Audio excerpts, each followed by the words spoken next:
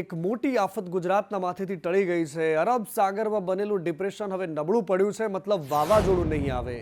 વરસાદ તો આવશે પરંતુ વાવાઝોડું નહીં આવે। હવામાન વિભાગે આગાહી કરી છે કે 50 થી લઈને 60 પ્રતિ કલાકની ઝડપે પવન ફૂંકાશે અને આગામી 7 દિવસ સુધી છૂટો છવાયો વરસાદ રહેશે। પરંતુ જે તીવ્ર વાવાઝોડાના સમાચારો હતા એ વાત હવામાન વિભાગ અત્યારે કહી રહ્યું છે કે આવી કોઈ પરિસ્થિતિ બનતી નથી। રાજ્યના કોઈપણ બંદર પર કોઈપણ જાતનું ભયજનક સિગ્નલ અત્યારે નથી લગાવેલું। आज की सिचुएशन से जो कल डिप्रेशन था वो आज एनवायरमेंट में चेंज हो गया है और क्रॉस कर गया था। तो अभी वो मध्य महाराष्ट्र और साउथ मध्य महाराष्ट्र मराठवाड़ा के पास स्थित है। जो फोरकास्ट हमने गुजरात के लिए रखा है तो उसमें साउथ गुजरात रीजन में हमने हैवी रेन रखा है 3 दिन तक और सौराष्ट्र में अभी हैवी रेन की उम्मीद नहीं है। यहाँ तक थंडरस्टॉर्म का सवाल है तो थंडरस्टॉर्म हमने अभी 4 दिन के लिए रखा है। सौराष्ट्र कच्छ और गुजरात रीजन दोनों में रखा है और जो विंड दी गई है वो आज के लिए 50 to 60 किलोमीटर पर आवर है आइसोलेटेड प्लेसेस पे थंडरस्टॉर्म के साथ और डे 2 से डे 4 तक जो है 40 to 50 किलोमीटर पर आवर की उम्मीद है। પરંતુ અંબાલાલ પટેલ કહી રહ્યા છે કે આંધી અને વંટોળ સાથે જ વરસાદ આવશે। હવામાન નિષ્ણાંત અંબાલાલ પટેલ કંઈક અલગ આગાહી કરી રહ્યા છે અને હવામાન વિભાગ પણ કંઈક અલગ કહી રહ્યું છે। અંબાલાલના મતે દક્ષિણ ગુજરાત, સૌરાષ્ટ્ર અને કચ્છમાં પવન સાથે વરસાદ વરસવાનો છે। 28 મેથી આંધી વંટોળ સાથે વરસાદની શક્યતા છે તેવું અંબાલાલ કહી રહ્યા છે।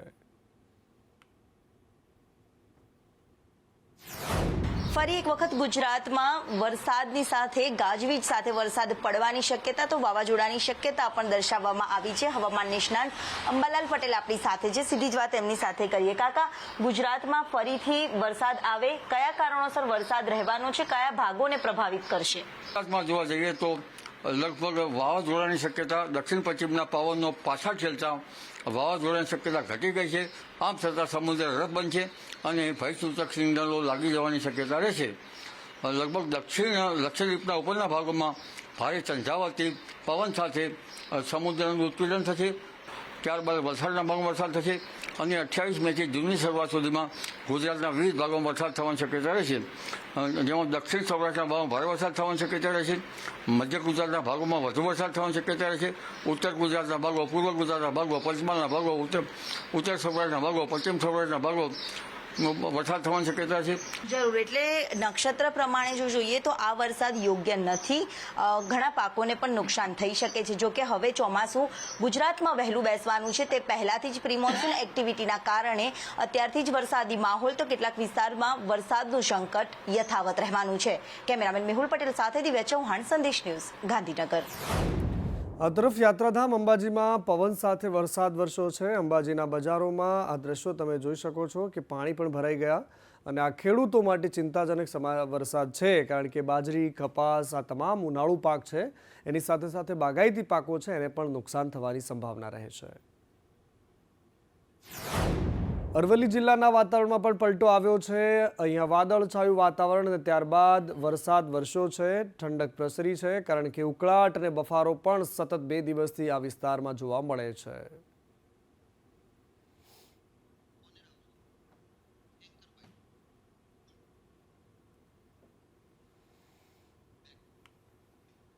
અને તારીખ આખરે આવી ગઈ છે જેની રાહ 2 વિધાનસભાના લોકો જોતા હતા। પેટા ચૂંટણીઓ થવા જઈ રહી છે કડી અને વિસાવદરમાં અને આ બંને બેઠકો માટે તમામ રાજનીતિક પાર્ટીઓ હવે એડીચોટીનું જોર લગાવશે। એ વિસાવદરની બેઠક કે જ્યાં ત્રણેય રાજનીતિક પાર્ટીઓ, ભારતીય જનતા પાર્ટી, કોંગ્રેસ અને આમ આદમી પાર્ટી, આ ત્રણેય પાર્ટીઓના નેતા મેદાનમાં રહેવાના છે। 26 મેથી ચૂંટણી ફોર્મ ભરાવાની શરૂઆત થઈ જશે, એટલે કે આવતીકાલથી ફોર્મ ભરાવાની શરૂઆત થશે। ભારતીય જનતા પાર્ટીએ દાવો કર્યો છે કે અહીંયા આ વખતે દાયકા બાદ ભાજપ પોતાનું કમળ ખીલવશે।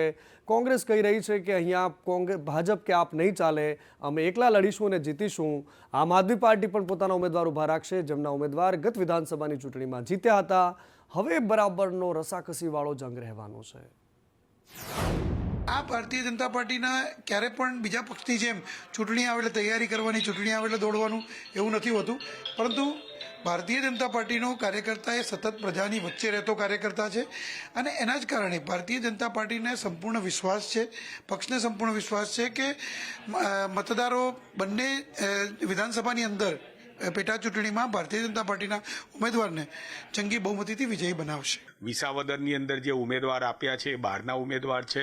એ ઉમેદવારને કોઈએ ગંભીરતાથી લેતું નથી. વિસાવદરની જનતા અને ગુજરાતની જનતાએ જે પ્રમાણે છેલ્લે સ્થાનિક સ્વરાજની ચૂંટણીની અંદર નોટા કરતાં પણ ઓછા વોટ, એટલે કે આમ આદમી પાર્ટીને એકદમ 2% ઓછા વોટ મળ્યા હતા. એટલે આમ આદમી પાર્ટી જે છે એને અત્યારે ગુજરાતની જનતા હોય કે વિસાવદરની જનતા હોય ગંભીરતાથી લેતું નથી. ચાપલુસી કરતા નથી, સત્તાની સામે હંમેશા રહ્યા છીએ અને ભાજપે અમારું વારંવાર અપમાન કર્યું છે ધારાસભ્યો ખરીદીને. તમે જુઓ, ધારાસભ્યો વારંવાર ખરીદે અને લોકોનું અપમાન કરે છે. એટલે વિસાવદરના ખેડૂતો માટે ગોપાલ ઇટાલિયાજીને અમે જાહેર કર્યો છે અને એમણે 160 ગામમાંથી 147 ગામમાં પર્સનલી વિઝિટ કરી લીધી છે. એમની સમસ્યાઓ લખી છે, એમના મુદ્દાઓ લખ્યા છે, એમના મુદ્દાઓ ઉઠાવ્યા છે.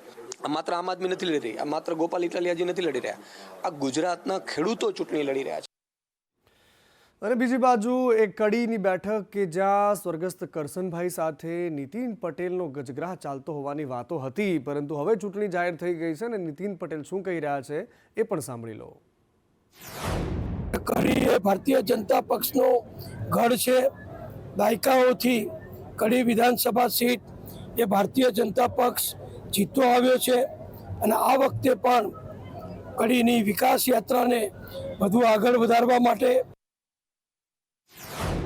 કડીની વિકાસ યાત્રાને આગળ વધારવા માટે અમે ભારતીય જનતા પાર્ટીના ઉમેદવારને જીતાડીશું તેવું નીતિનભાઈ કહી રહ્યા છે. પરંતુ બીજી બાજુ એવા 3 મૂર્તિઓ મારે તમને બતાવવા છે. એક આમ આદમી પાર્ટીના ગોપાલ ઇટાલિયા કે જે ઓફિશિયલી ડિક્લેર્ડ ઉમેદવાર છે અત્યારે આમ આદમી પાર્ટી વતી, પરંતુ 2 ભારતીય જનતા પાર્ટીમાં એવા નેતાઓ છે કે જે ધારાસભ્ય રહી ચૂક્યા છે અને એ ગાજર એમની સામે છે કે આ વખતની ચૂંટણીમાં એમને ટિકિટ અપાઈ શકાય. એ પરિસ્થિતિની વચ્ચે તેઓ શું કહી રહ્યા છે. ભૂપતભાઈ ભાયાણી અને વિસાવદરમાં કોંગ્રેસમાંથી ભારતીય જનતા પાર્ટીમાં આવેલા રેબડિયા સાહેબ. તમામ પ્રશ્નોનું નજીકના જ ભવિષ્યમાં નિરાકરણ કરવું હોય તો સત્તાની સાથે રહેવું ખૂબ જ જરૂરી હોય છે. અને ખાસ કરીને આપણા વિસ્તારમાં સિંચાઈના જે પ્રશ્નો છે ખેડૂતોના, કૃષ્ણ ગોબેલ નદીમાં સૌની યોજના લિંક 4નું જોડાણ આપવાનું છે, ઝાંઝરસી ડેમમાં જોડાણ આપવાનું છે, સોનાવણી ડેમમાં જોડાણ આપવાનું છે, વિછાવડ હોય, મોરવાડા હોય, એવા નાના નાના ગામોમાં પણ નદીઓમાં સૌની યોજનાનું પાણી આપણે પાઇપલાઇન દ્વારા નાખવાનું છે. આ અમારી પ્રાથમિકતા છે, ભારતીય જનતા પાર્ટીની અગ્રતા છે. અને જે રોડ રસ્તાના કામો છે એ બાબતમાં માનનીય મુખ્યમંત્રીશ્રીએ 101 કરોડના કામો ગયા મહિને જ મંજૂર કરેલા છે અને આવનારા દિવસોમાં વધુ 100 કરોડના કામો મંજૂર કરવાની બાંહેધરી આપી છે. તો ખૂબ જ ટૂંકા ગાળામાં અહીંથી વિધાનસભામાં ભારતીય જનતા પાર્ટીનો ઉમેદવાર ચૂંટાઈને જાય અને આપણા પ્રશ્નોનું નિરાકરણ આવે એવી અપેક્ષા સાથે જનતાને અપીલ કરું છું કે આપણે નરેન્દ્રભાઈના નેતૃત્વમાં દેશની જનતા જ્યારે મોદી સાહેબને પ્રેમ કરતી હોય તો વિસાવદર પણ એમાં કંઈ પાછળ ન રહીએ. અત્યારે જ્યારે આ ચૂંટણી જાહેર થઈ છે ત્યારે વધીને 8 થી 10 ગામડાઓમાં મારી મિટિંગ થવાની બાકી છે. આ સિવાય સમગ્ર વિસાવદર વિધાનસભા વિસ્તારમાં મિટિંગ થઈ ચૂકી છે. લોકોએ ગામડેથી અમને આશ્વાસન આપ્યું છે, બાંહેધરી આપી છે કે આ વખતે એક તક ગોપાલ ઇટાલિયાને, એક ભણેલ ગણેલ યુવાન નેતૃત્વ કરવા માગે છે એ વ્યક્તિને એક તક આપી છે એવું ગામડેથી લોકોએ અમને બાંહેધરી આપેલી છે. જ્યારે આ ચૂંટણી જાહેર થઈ અને હું બોલું છું ત્યાં સુધીમાં લગભગ બૂથ ઉપર બૂથ કમિટી તૈયાર થઈ ચૂકી છે. મતદાનના દિવસે આમ આદમી પાર્ટીને સમર્થન કરનારા વ્યક્તિઓનું લિસ્ટ તૈયાર થઈ ચૂક્યું છે. મેનેજમેન્ટ બધું થઈ ચૂક્યું છે. કારણ કે છેલ્લા 1.5 મહિનાથી અમે અમારી આખી આમ આદમી પાર્ટીની ટીમ ત્યાં લાગેલી છે.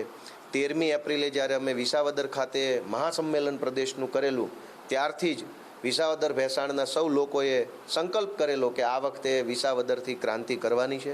મને ખૂબ ખુશી છે. તો બંને સીટો ભારતીય જનતા પાર્ટી જીતે એમ, અને તમે કીધું એમ કે ટિકિટ મને પાર્ટી આપશે તો અમારી પૂરી તૈયારી છે.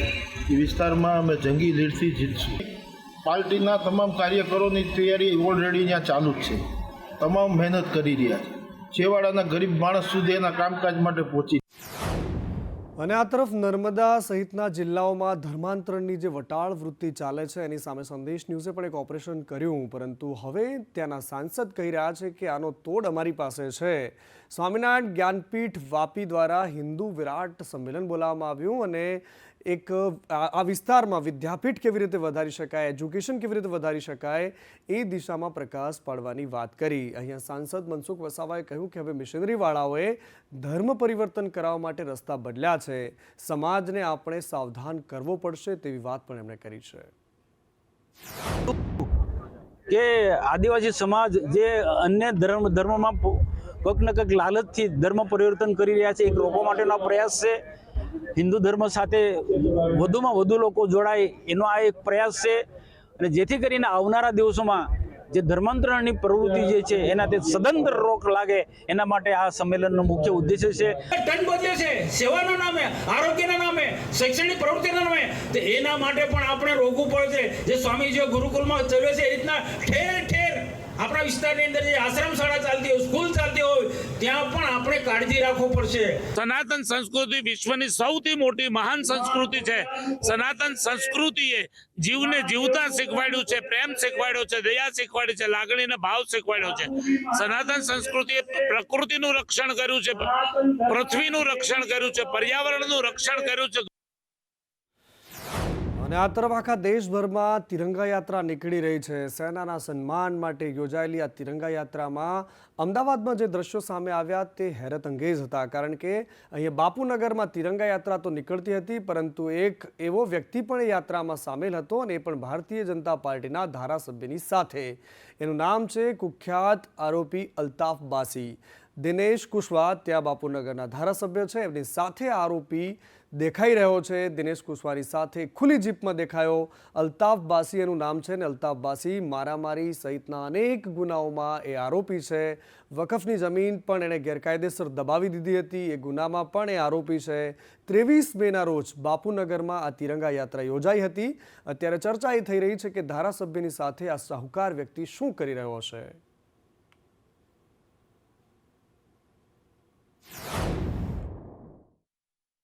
રત્ન કલાકારો માટે ભારતીય જનતા પાર્ટીની સરકારે એક સરસ મજાનું રાહત પેકેજ આપ્યું છે, પરંતુ આ પેકેજ કોંગ્રેસના નેતાઓ મજાક ગણી રહ્યા છે. કોંગ્રેસના નેતા દર્શન નાયક મુખ્યમંત્રીને પત્ર લખીને કહી રહ્યા છે કે રત્ન કલાકારો સાથે આ મજાક થઈ ગઈ છે. કારણ કે અહીંયા બોર્ડ બનાવવાની વાત હતી, રત્ન કલાકાર એક બોર્ડ બને, આયોગ બને, એ પ્રકારની અમારી માંગ હતી, પરંતુ આ પરિવારજનોને દુઃખ પહોંચે એવું પેકેજ જાહેર કર્યું. કોઈ પણ પ્રકારનો ડેટા સરકાર પાસે નથી, ઉતાવળે લીધેલું આ પગલું છે. ગઈકાલે જ રાજ્ય સરકારે જે પેકેજ જાહેર કર્યું છે એ રત્ન કલાકારોની સાથે ક્રૂર મજાક અને નિશાસા લાખે એવું પ્રકારનું આ પેકેજની જાહેરાત કરી છે. બંધારણ બનાવવામાં આવ્યું છે, જે જાહેરાત કરવામાં આવી છે એના પરથી એવું સ્પષ્ટ દેખાઈ આવે છે કે આ પેકેજનો લાભ કોઈ પણ રત્ન કલાકારને મળે એવો નથી. અને આ તરફ જાંબુઘોડા તાલુકામાં મનરેગા કૌભાંડના આરોપ કોંગ્રેસના નેતાઓએ લગાવ્યા હતા. મનરેગામાં હજારો કરોડ રૂપિયાનો કૌભાંડની વાત હતી, પરંતુ અહીંયા કોંગ્રેસના નેતા ઉદયસિંહ બારિયા સામે આક્રોશ છે. ડુમા ગામના ગ્રામજનો ભેગા થયા અને એમણે હાય હાયના નારા લગાવ્યા. એમણે કહ્યું કે ખોટી માહિતી આપી છે, ખોટી વિગતો આપ્યા છે, અને એટલા જ માટે જો તમને એમ લાગતું હોય કે અહીંયા કામો નથી થયા તો અહીંયા આવીને ચેક કરી જાય. કોંગ્રેસ નેતા અમિત ચાવડા દ્વારા જે જાંબુઘોડા તાલુકા પર આક્ષેપ કરવામાં આવ્યો હતો, એમાંય ખાસ કરીને સંદેશ ન્યૂઝની ટીમ પહોંચી છે ડુમા ગામ. આ ડુમા ગામ એટલે કે પૂર્વ કાયદા મંત્રી ઉદયસિંહ બારિયાનું ગામ. એવું કહેવાય છે કે ઉદયસિંહ બારિયા દ્વારા જ અમિતભાઈ ચાવડાને આ જાંબુઘોડા બાબતે માહિતી આપવામાં આવી હતી કે જાંબુઘોડામાં મોટો ભ્રષ્ટાચાર ચાલી રહ્યો છે. સંદેશ ન્યૂઝની ટીમ ડુમા ગામે જ પહોંચી છે, એમના વતનમાં પહોંચી છે, અને ત્યાં જ કેટલાક ગ્રામજનો આપણી પાસે છે. જે આક્ષેપ કર્યો છે ખોટો અને ગેરકાયદેસર છે. અમારા ગ્રામ પંચાયતમાં બધા લાભો મળ્યા છે. અમને પોતાને પણ સંરક્ષણ દિવાલ મળી છે અને કેટર શેડ બી મળી છે. મારા આંગણે પેવર બ્લોક બી છે, અને આ ખોટો આક્ષેપ છે. તમારા જ ગામના પૂર્વ મંત્રી ઉદયસિંહ બારિયા આ ગામના જ છે, તો એમણે એમના જમાનામાં વિકાસ નહોતો કર્યો, તો તમારા હમણાં આ વિકાસ દેખાયો, શું કહેશો આપની રીતે? મારા લગ્નને 25 વર્ષ થયા, મેં ઉદયસિંહ બારિયાનો વિકાસ જોયો જ નથી. જ્યારથી અમારી ભાજપની સરકાર વિકાસ કર્યો છે, ઉદયસિંહ બારિયાને ગમતો નથી, અને ઉદયસિંહ બારિયાના પોતાના ખુદના આંગણામાં બી અમારી ભાજપની સરકાર પેવર બ્લોક નાખ્યા છે, અને હર કોઈ કોંગ્રેસના કાર્યકરના આંગણે વિકાસ કર્યો છે, અને કેટર શેડ પણ આપ્યા છે બધાને જ. મોટા મોટા ગાડીઓના કાફલા અને ચારેકોર ભોકાલ વચ્ચે નેતાઓની એન્ટ્રીના દ્રશ્યો આપણે રોજ જોતા હોઈએ છીએ, પરંતુ આજે એક એવા દ્રશ્યો અમે તમને બતાવી રહ્યા છીએ જે રાજ્યના રાજ્યપાલ છે એ રાજ્યપાલ આચાર્ય દેવવ્રતજી ગુજરાતના રાજ્યપાલ અને એમની સાદગી માટે, પ્રકૃતિના પ્રેમ માટે એ ખૂબ જાણીતા છે. એમની વાણીમાં એ પ્રકારનો એ પ્રકૃતિ માટેનો પ્રેમ ઝલકાય છે. પરંતુ આજે એ એસટી બસમાં મુસાફરી કરવા માટે નીકળ્યા અને એમણે એસટી બસમાં સામાન્ય લોકોની વચ્ચે બેસીને એસટી બસની મુસાફરી કરી, એમની સાથે વાતચીત પણ કરી લોકોની સાથે. આણંદ એસટી બસમાં તેઓ બેઠા હતા. એકદમ સામાન્ય મુસાફરની જેમ જ રાજ્યની સરકારી એસટી બસમાં આવી બળબડતી ગરમીની વચ્ચે પણ તેમણે સફર કરી હતી અને એમની સાથે જે મુસાફરો હતા એમણે ફોટો પણ પડાવ્યા છે. આ તરફ પ્રધાનમંત્રી મોદી ઓપરેશન સિંદૂર બાદ ગુજરાતમાં આવી રહ્યા છે. એમના સ્વાગતની તૈયારીઓ ચારેકોર થઈ રહી છે. પરંતુ અમદાવાદમાં ભવ્ય સ્વાગત થાય, ચારેકોર રેલીનો માહોલ બને, જબરદસ્ત દેશભક્તિનો માહોલ ક્રિએટ થાય, એના માટેનો આખી તૈયારીઓને આખરી ઓપ આપવામાં આવી રહ્યો છે. અને એટલા જ માટે આ તૈયારીઓનું નિરીક્ષણ કરવા માટે કેબિનેટ મંત્રીઓ પણ આજે એરપોર્ટ પર પહોંચ્યા હતા, જેમની સાથે સંદેશ ન્યૂઝે વાતચીત કરી છે. આવો એ પણ સંભળાવીએ. વડાપ્રધાન નરેન્દ્ર મોદી ગુજરાતમાં 2 દિવસની મુલાકાતે છે, ત્યારે રોડ શો કરવાના છે અમદાવાદ એરપોર્ટથી રાજભવન સુધી, અને ત્યાં રૂટ નિરીક્ષણ કરવા માટે બંને મંત્રીઓ છે તે ગુજરાતમાં પ્રથમ વખત આવી રહ્યા છે. દાહોદની અંદર, ભુજમાં અને મહાત્મા મંદિર ખાતે વિવિધ કરોડો રૂપિયાના લોકાર્પણના કામો, વિકાસના કામો માટે જ્યારે આવી રહ્યા છે, ત્યારે આ પ્રજામાં ઉત્સાહ જોવા મળી રહ્યો છે. સામાજિક સંસ્થાઓ, પ્રજાઓ, નાગરિકો એમના ગુજરાતની મુલાકાતે હોય એટલે સમગ્ર ગુજરાતની અંદર એક ઉર્જા નવી પ્રાપ્ત થતી હોય છે.